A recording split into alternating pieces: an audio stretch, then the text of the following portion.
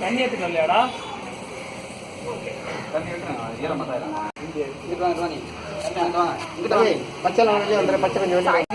சந்தோஷ்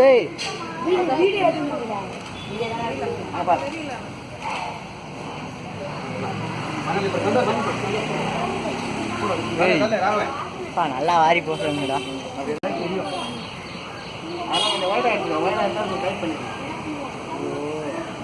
குழந்தைங்க வேணும் இது வந்து அந்த குழந்தைங்க வரும். ஒரு பிச்சு நம்பி ரெண்டு அப்புறம் ஒரு பிச்சு ஒன்று வச்சிருக்கல, இதெல்லாம் மரம் வளராது. கிளம்பி